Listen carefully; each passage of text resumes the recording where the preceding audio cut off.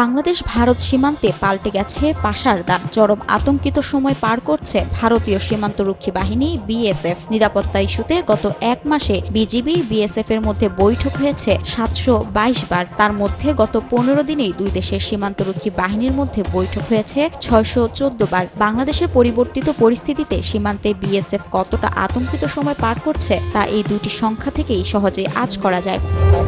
বাংলাদেশের ছাত্র জনতার আন্দোলনের মুখে শেখ হাসিনার সরকারের পতনের পর থেকেই প্রতিবেশী দুই দেশের সীমান্তে উত্তেজনা বাড়তে থাকে। ভারতে অবৈধ অনুপ্রবেশ ঠেকানোর অনুরোধের পাশাপাশি বাংলাদেশ ভারতের মধ্যকার 4096 কিলোমিটার আন্তর্জাতিক সীমানা নিরাপত্তা নিশ্চিত করার প্রতিশ্রুতিও দিয়েছে বিএসএফ। ভারতীয় সংবাদ মাধ্যম দ্য হিন্দুর এক প্রতিবেদনে এমন তথ্য উঠে এসেছে।